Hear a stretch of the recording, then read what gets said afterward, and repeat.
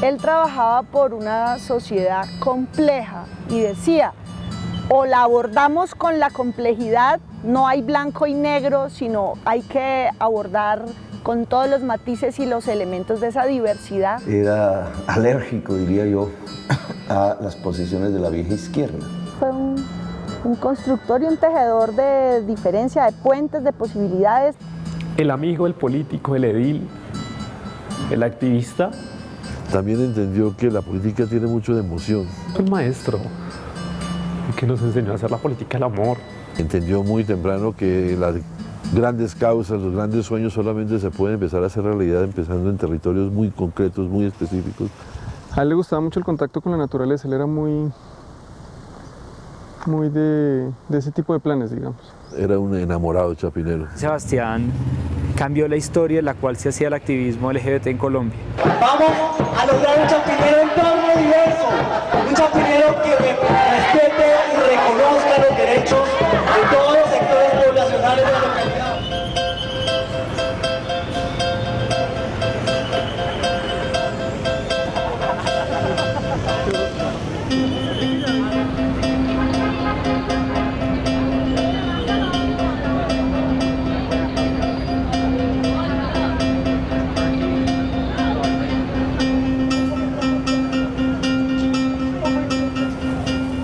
A Sebastián lo conocí en la Universidad Nacional, en un grupo que se llamaba Gaet Sueni.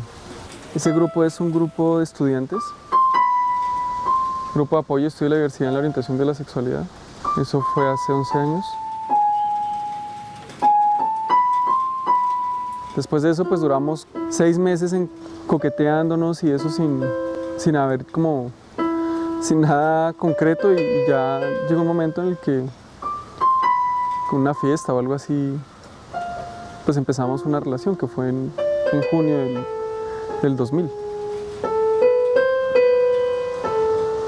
Él se había dado cuenta que era muy difícil el activismo desde el punto de vista social, sin poder de representación política.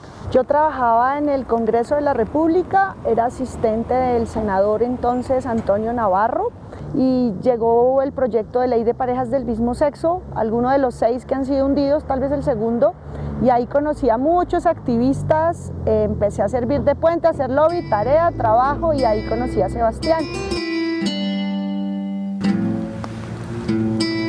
Pues lo conocí en el Polo Democrático.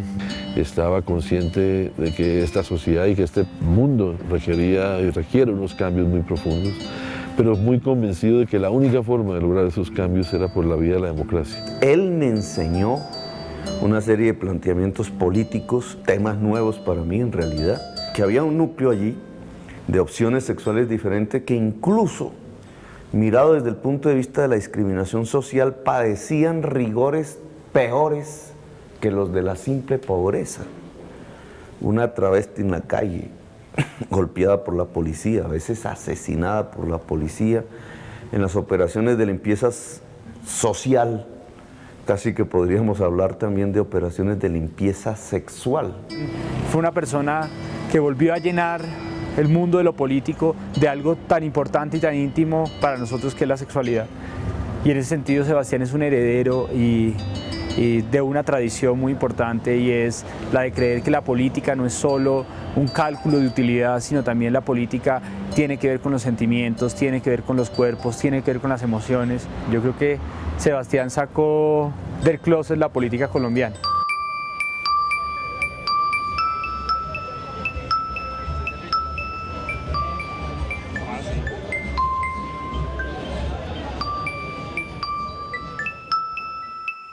Para él el amor era también como el motor de cambio de las cosas.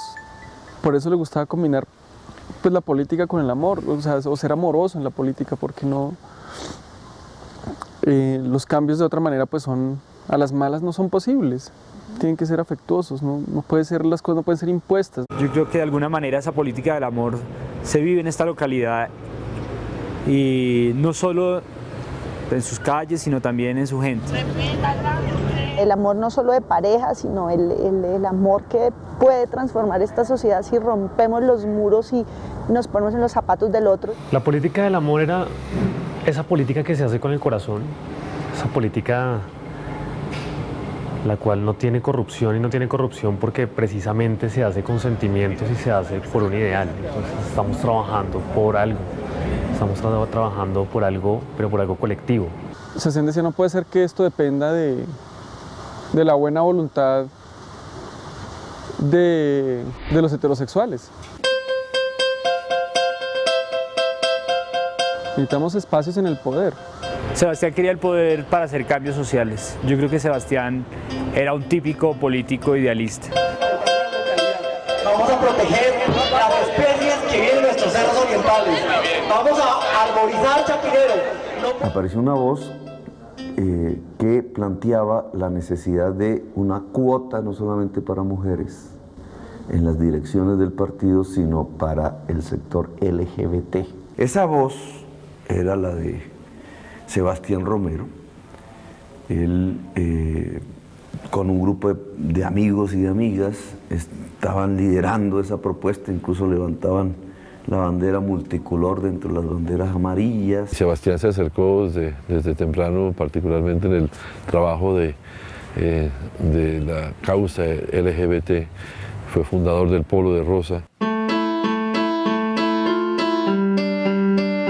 El primer encuentro fue cuando yo lo vi que estaba formando todo lo que era el Polo de Rosa y estaba formando esa corriente al interior del Polo que defendía los derechos de la comunidad LGBT. Yo por distintas razones no pude continuar, pero me vine a reencontrar con él para el año entre 2008 y 2009 y nos reunimos de nuevo, empezamos a hablar, paradójicamente estábamos en temporada electoral y él empezó a hacer una serie de reuniones con chicos.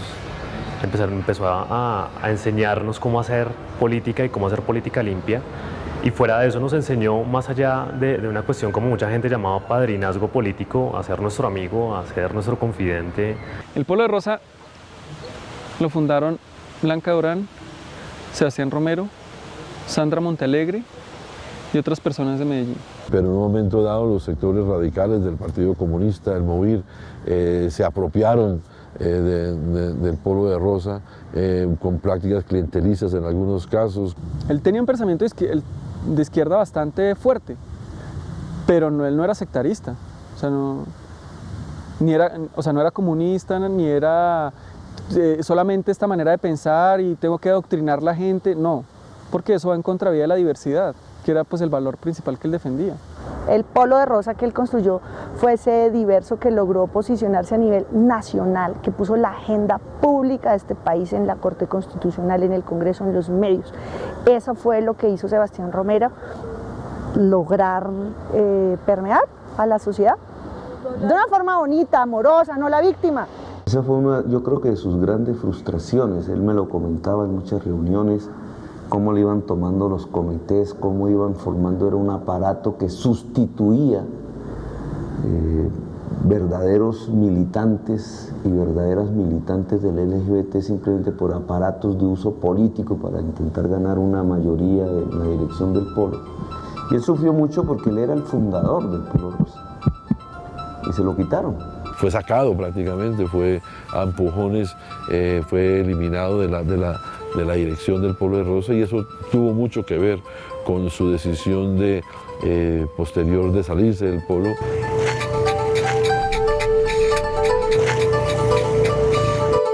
El sueño de él era ser senador y tenía que empezar también por alguna parte, ¿no?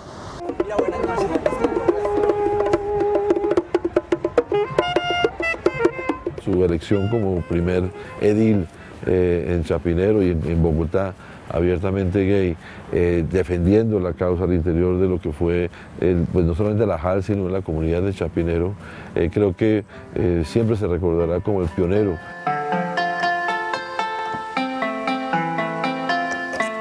Fue una campaña donde él tuvo que conseguirse voto a voto, porque él no tenía tradición electoral de nada. Como a la 1 de la mañana salió uno de los últimos, el penúltimo boletín, y ahí ya Sebastián estaba dentro. Y eso fue pues una alegría inmensa, inmensa.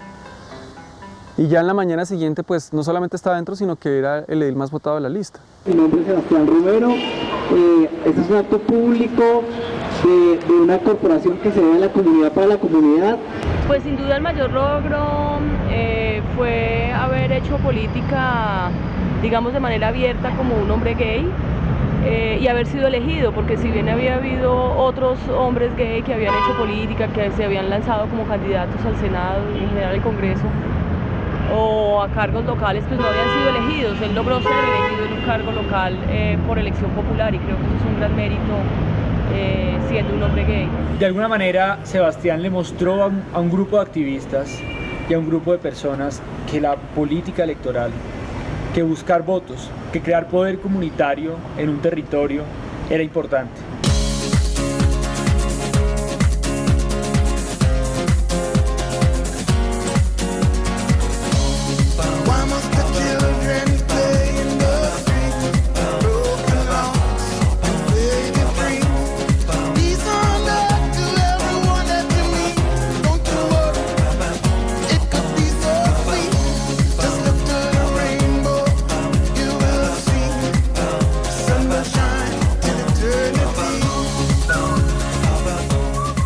Sebastián decía que Chapinero era una de las localidades donde podíamos vivir abiertamente, porque había algo de diversidad, había algo de naturaleza.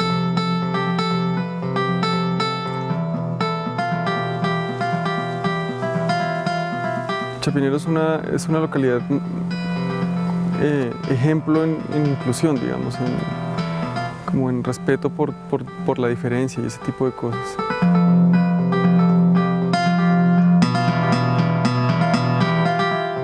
Esa caminata pues es bastante bonita porque uno le da la vuelta un poco al cerro y es todo en Chapinero. Y llevaba a los vecinos para que conocieran pues como la naturaleza y las cosas bonitas de por acá. Y para que se apropiaran también del espacio, ¿no? Le escuché y pues estuve pendiente de su labor en proteger esa parte biodiversa de Chapinero. No solo la parte diversa LGBT, sino también esa parte biodiversa de esta localidad. Con Sebastián específicamente trabajamos y decidimos iniciar una labor en la localidad de Chapinero por varias razones. Una razón muy importante que nos unió fue el reconocimiento de la diversidad. Entender que la diversidad no solamente era sexual, sino que también había diversidad biológica. ¿4? Una creciente más o menos fue la del 30 de octubre. Ah, sí, claro que sí. Los proyectos que se están haciendo en Quebradas fueron pensados por él, ¿sí? La restauración, la conservación, pero la integración a la vida. No, el agüita ya quietica, no, es integrada, una conciencia de consumo responsable, de hábitos. Lo regañaba a uno si lo veía con la llave muy abierta. La labor muy importante fue esa, o sea, desde la política, desde la autoridad territorial, demostrar que se puede ser responsable en lo ambiental de manera seria y que se puede hacer una inversión seria en recuperar espacios como esta quebrada. Y la implementación de esa realidad la pudimos llevar a esta quebrada, la quebrada de Las Delicias, donde combinamos siembra de árboles con conceptos de arbolado urbano, conceptos de restauración ecológica y creación de elementos físicos que facilitaran que los ciudadanos pudieran caminar, recorrer las quebradas y entender la importancia que tienen estos espacios a través de senderos como el que estamos en este momento, de puentes, y que a lo largo del recorrido de esas quebradas pudiéramos entender que lo duro que es este sendero pudiéramos pasar a lo natural que son los cerros orientales, que son las cascadas que se encuentran más arriba y que podemos recorrer ahora en Bogotá. Chapinero es muy diverso. Chapinero tiene, por ejemplo, familias o concentra el mayor número de familias atípicas unipersonales formadas por 2 personas sin hijos de toda Bogotá. Siendo elegido edil de Chapinero, apoyó el Centro Comunitario LGBT en su segunda etapa. También apoyó proyectos educativos en los colegios para trabajar por la diversidad sexual dentro de los colegios o por el respeto por la diversidad sexual, el respeto a los derechos humanos de gays, lesbianas, bisexuales y transgeneristas en los colegios. Y creo que siempre fue un abanderado de la visibilidad, que creo que ese fue su mayor mérito.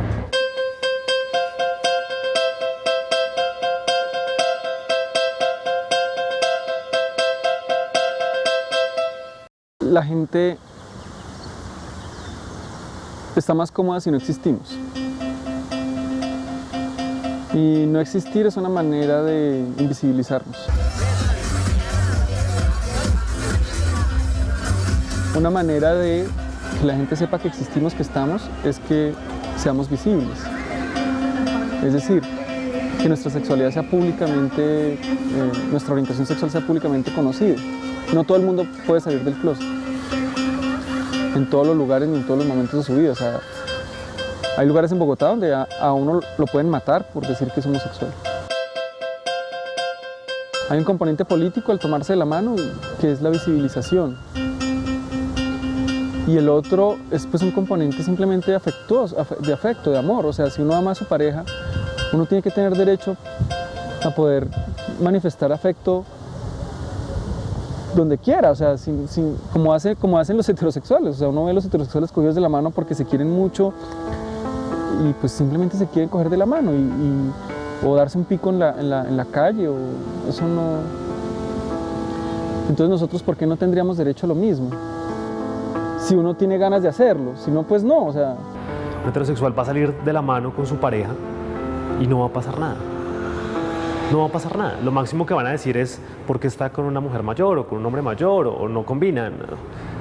Si yo salgo con mi pareja, me pueden desde gritar maricón, hasta me pueden pegar, hasta me pueden matar, me puedo convertir en un crimen de odio, pueden decir que está haciendo una limpieza por Chapinero y puedo quedarme ahí. Él decía, por eso mismo es que no somos tan iguales. Porque aquí no somos iguales, pues finalmente por eso. O sea, yo no puedo salir con mi pareja, yo no puedo besarme con mi pareja, yo no puedo decirle a un hombre que lo amo. Porque ya es antinatural.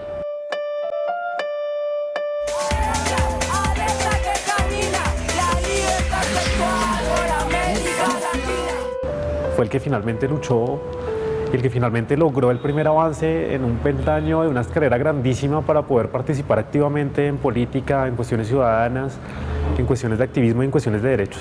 Y creo que el mejor homenaje es continuar con sus causas. Digamos, una cosa importante que aprendí de él fue tener más en cuenta al otro.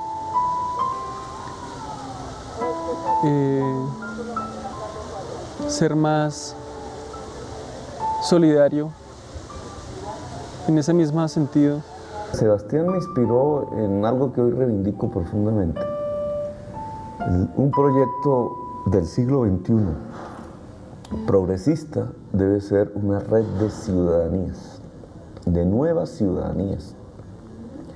Y estas nuevas ciudadanías, cada cual tiene una tonalidad diversa, es decir, en conjunto lo que presenta es una bandera multicolor. Si una tonalidad de ellas desaparece, desaparece el arco iris. La democracia ya no es la mayoría sobre la minoría. La democracia es la potenciación de esa diversidad. Aprendí a tener un pensamiento de izquierda con él.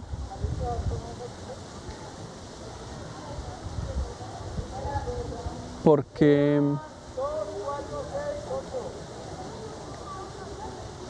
aprendí a ser más valiente. Y nos dio alas a todos y tenemos un compromiso. Él lo dijo siempre, vamos a cambiar el mundo. Él no decía vamos a cambiar Chapinero, no. Colombia es un chiquito, no. Vamos a cambiar el mundo, esta sociedad. Y es la tarea que nos dejó, nos dio su ejemplo.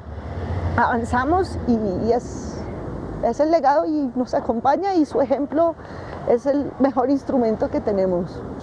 Y sobre todo me enseñó y aprendí a amar a otro hombre.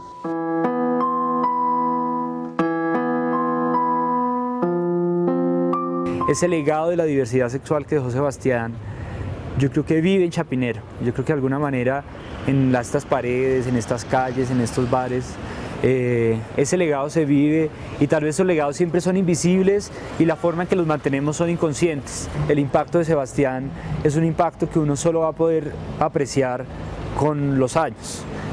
Realmente los instantes y los acontecimientos siempre son demasiado cortos para saber cuánto impacto tuvo una persona en una historia. Vamos a proteger la